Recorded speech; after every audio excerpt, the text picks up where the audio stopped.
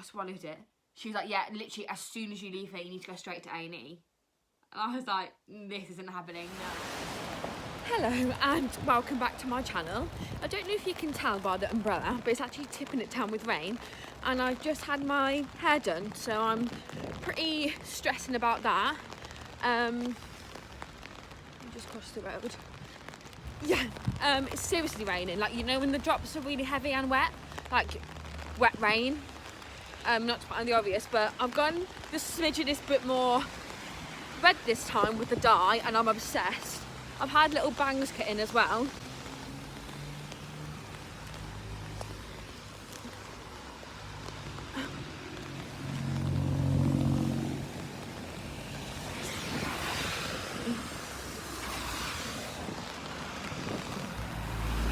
Fuck off.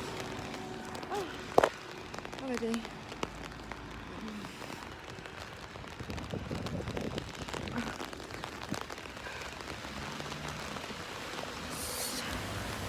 But yeah, I had little bangs cut in, which I will show you at a much less rainier day. In fact, you might not even be able...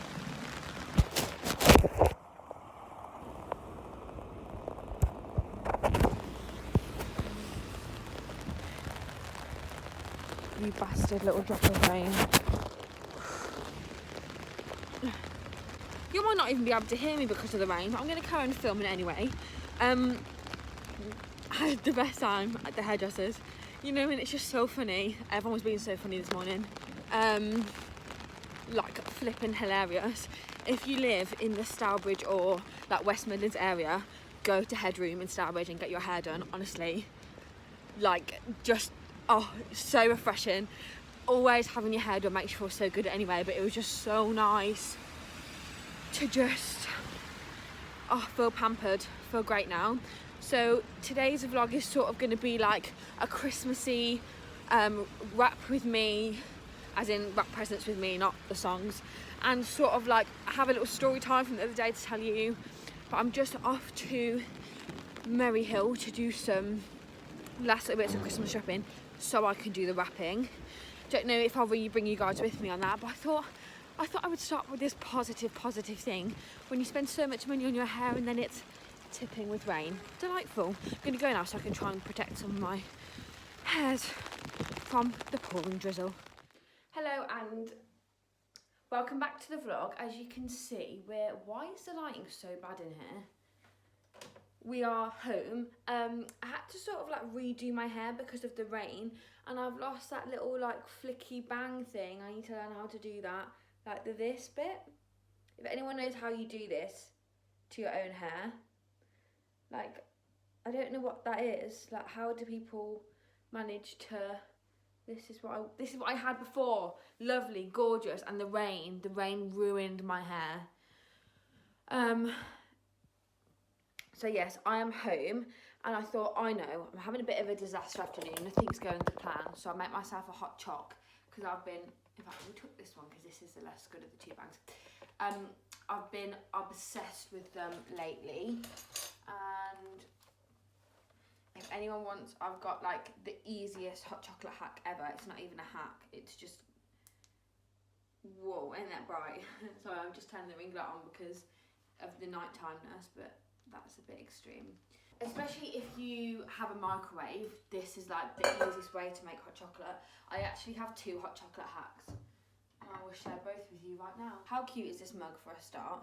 So I feel like my first hot chocolate hack everyone knows, which I learned when I was working as a barista, which is if you put like the chocolate powder in the bottom, add a small amount of either hot milk or hot water first.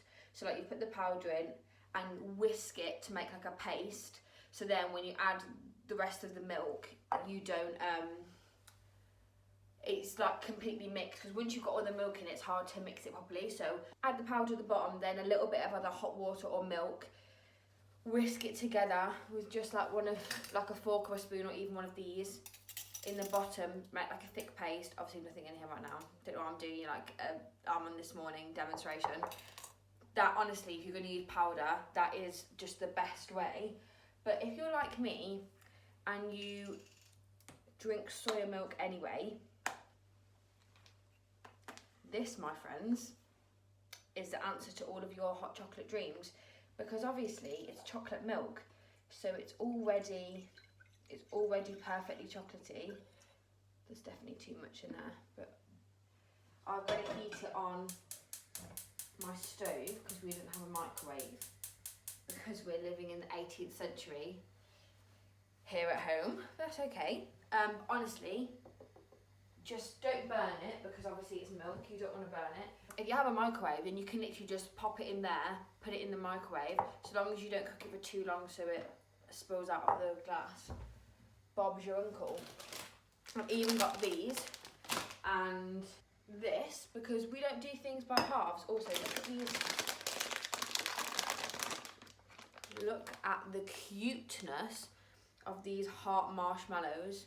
Sorry. So good. And I've just heated up my beautiful chocolate milk, and I just give it a quick whisk with this so you get the hot frothiness. Can you see that steam? There we are, look at the steam. There. I put some little marshmallows in the bottom so that they melt. Delicious chocolate on top. Oh my god, I didn't even show you the pour. Oh, did anyone just see me spill all of that? Yes, same. Quality YouTube videos, Lydia, yes. Well, don't understand why it won't focus. Oh, just had to focus the camera.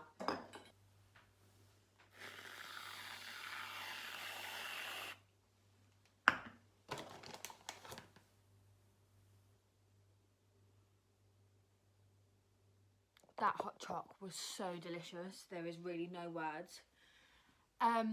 So, I mean, are we not loving this Christmas setup? Actually, this is such a good tree. I'm really rating this tree.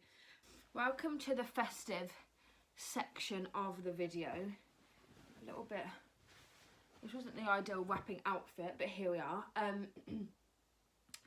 If you're a member of our family, switch this off now, because I'm not letting you ruin any of my presents.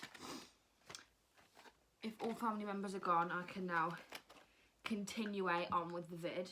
I don't even know if any of them watched this, but just in case they did. Firstly, my Terry chocolate orange boxes are broken, so let's just stick those back down.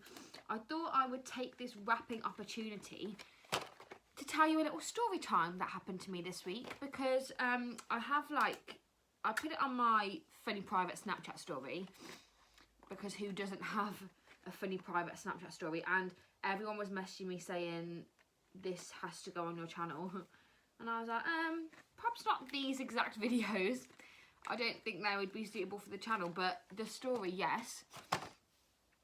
So essentially, I had braces on my teeth for 3 years, but when I took them off, like even when I did wear my retainer, which I haven't really been wearing it that well, but who does?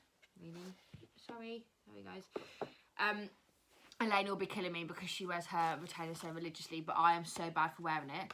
But even when I did wear it, my 2 front teeth, you know, the 2 big ones, they would always separate. So I've got like a little permanent little piece of metal wire, like retainer, just across my 2 front teeth at the back.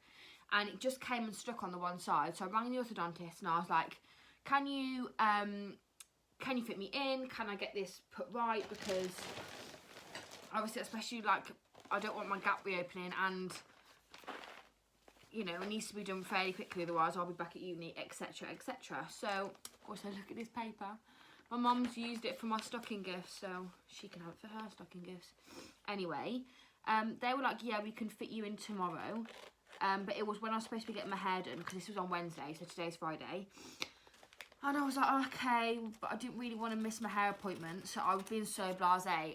I messaged my hairdresser, being like, is there any way you can fit me in a different time? But if not, like, I'll just come and I won't go to the orthodontist. Like, I was being so chill. And then I managed to move the hairdresser's appointment, so I confirmed the orthodontist, like, everything was fine, everything was good. And then it was about 11 o'clock on Wednesday night, and I, like, because it had come loose, I kept like running my tongue over it in my mouth, if you get what I mean, because like, it was loose and it was different. So I was like, wait, I can't feel it sticking out anymore. So either it's gone back like it's gone back down by itself, which is not possible because obviously the glue, I think it was the glue that held the wire on had come off, or like the whole piece is not in my mouth anymore. So I was thinking, right, but I wasn't sure, so I actually put my phone in my mouth and took a photo, which I don't actually recommend because I don't actually, on reflection, now I'm thinking about it, I don't know how sanitary that was, so I don't really recommend that. Don't try that at home. But anyway, did that. The piece of wire was not in my mouth, but again, I really did not think anything of it. And then I got to the orthodontist the next day, and the lovely lady said, "Do you have the wire?" And I said, "Oh no, it's fallen out now. I think I swallowed it." She was like, "So I'm more than happy to replace it for you, but as soon as you leave here, you need to go straight to A&E." I was like, really? I was literally laughing. I was like, really? She was like, yeah, literally as soon as you leave here, you need to go straight to A&E. And I was like, this isn't happening, no. And I was like, really? She was like, yeah, because, so bearing in mind the wire is literally this big. She was like, yeah, you need to go straight away to check like that it hasn't got lodged somewhere like inside you, like between here and between the entrance and exit, if you will. So I was like, right, but obviously, it was about 9:30 in the morning, so I had all day. Like it wasn't like it was late on, so it was first thing in the morning. But in my head, I'm thinking A&E is the last place that I want to be right now. Like we're in the middle of a global pandemic. I do not want to be in A&E. Like if I can avoid it, I will. So I rang my mum and I was like, "Mum, she's told me to go to A&E." And my mum said, she was like, because we have in my area a minor injuries as well. She was like, "Can you not just go to minor injuries instead?" Because she was like, that will be so much quicker, like such less of a queue. Because obviously most like A&E is by definition accident and emergency, whereas minor injuries is just the minor stuff. So I asked on my stories, no one knew. And I rang 111 to be like, what's best to do. And they were like, we're going to need to, they asked me 1,001 questions.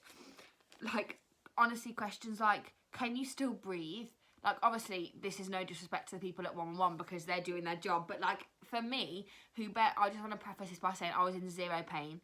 I had felt zero. Like, if I hadn't have gone that day, I would have continued to live my life as normal because I had zero pain, I had zero discomfort. I didn't even realise I'd swallowed it. I literally knew nothing. Because they were asking me questions like, can you breathe? Like, trying to work out if, like, there's a potential that I'd punctured my lung, that I'd punctured my stomach, that I'd punctured, like, loads of things. I was like, no. I'm pain-free. They were like, okay, that's fine, but can you make your way to A&E as soon as possible? I was thinking, oh my God, like, I was expecting them to be like, no, it's all right, you don't need to come in.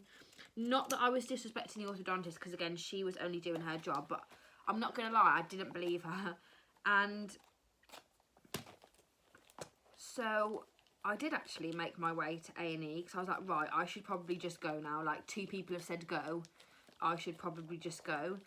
So my mum picked me up, she took me to A&E and had to answer all the same questions again.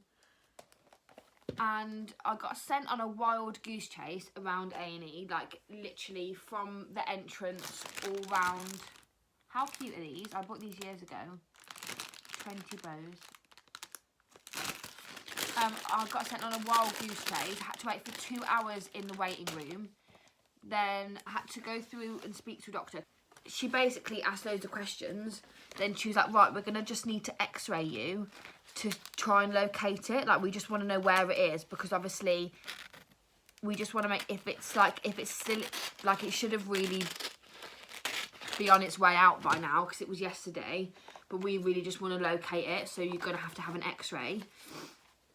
So obviously I was happy with that, because I was like, now they've said, I want to know, because they've started to say questions like, have you got any stomach pain? But then, you know, when someone says that, and then I was like, wait, no, I can feel something. Oh, maybe I am finding it hard to breathe. Like, the more they were asking me, the more I was like, but now I don't know, like now I'm not sure what is real and what is just me thinking.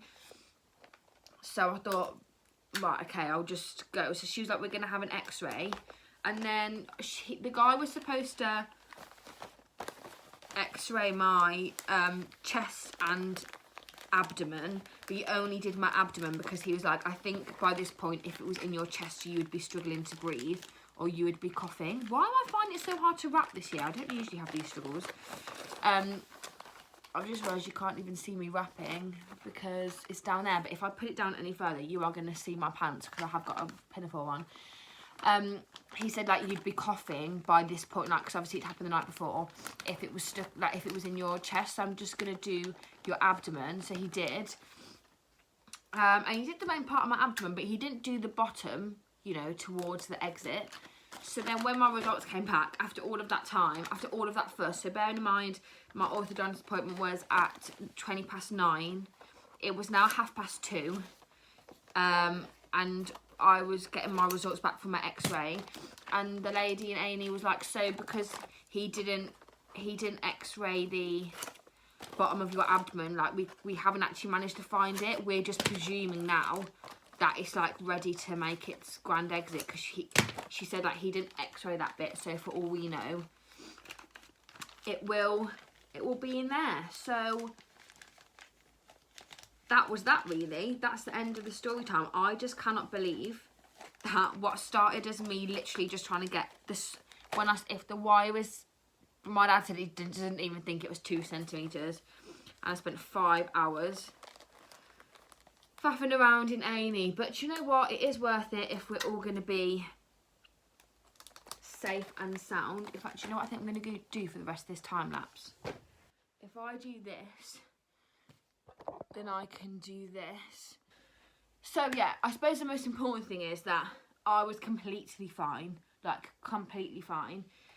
And it's more funny than anything when I rang my dad in the morning, because when something goes wrong I ring everyone. I was ringing my sister, I was ringing my dad, I was ringing my mom. I literally rang everyone. Also, look what I got my dad for Christmas for his garage. I just needed some little stocking things and I got him this. I rang everyone. So when I rang him, he's with someone from his work, and my dad was creasing at me on the phone. He was like, only you would swallow the wire, not realise, and then have to go to A&E. My dad was actually creasing. Everyone in my family thought it was so funny. So yeah, that's been my week.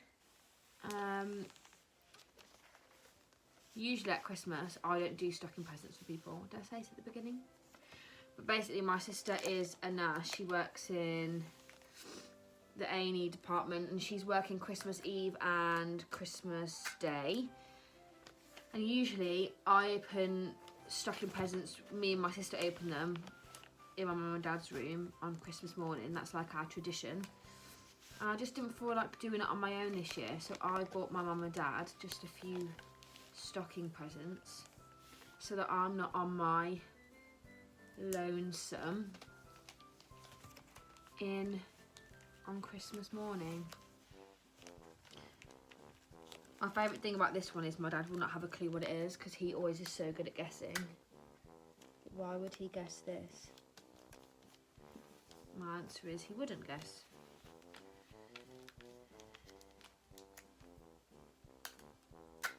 And I want to put, this is like his best present, so I'm going to put one of these on. Oh, he's just giving you Christmas vibes, everyone. I usually leave wrapping so late. I was like, I wasn't really sure what to film this week. And when I wasn't vlogging A&E, obviously that would be highly inappropriate. But I was just Snapchatting from my priv while I was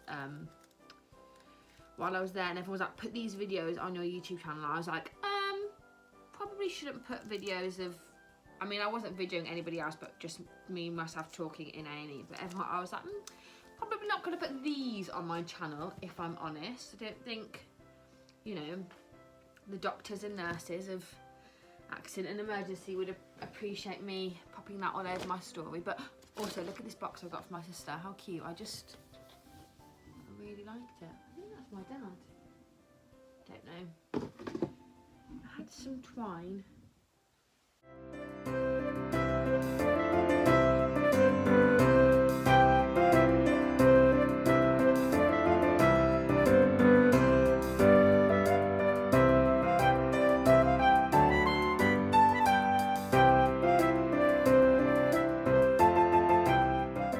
This is my second week of doing the outro in bed with my Christmas blanket while I'm editing, because I keep doing this. I keep not ending my videos properly, but I'm here to say thank you all for watching, and I'm literally editing this on Saturday night, so obviously all the news has come out about the new Christmas restrictions and stuff, and Christmas has really changed for my family, as I'm sure it will have for some of you. And I just want to say, before I say thank you for watching and good night or goodbye, that I really hope everyone's okay. Stay safe, speak to people, try and make the best of just a bad situation if we can. Like, I know it's so bad because I literally feel the same, but I'm just praying for better times in the new year and when this vaccine is properly rolled out and stuff. I don't really like to talk about it much, but I just thought I should mention since it all just happened today. Yeah, it's so rubbish, but I'll put some links to like good websites and stuff if anyone needs them in the description. And other than that, the next time I will see you will be, oh my god, after Christmas. So this is me wishing you, from my little editing blanket, the best Christmas that we can possibly have. Wishing everyone health and happiness. Honestly, guys, just have the best Christmas. Thank you so much for watching. As always, I'll see you next week, Sunday, 10 a.m. Merry Christmas, guys.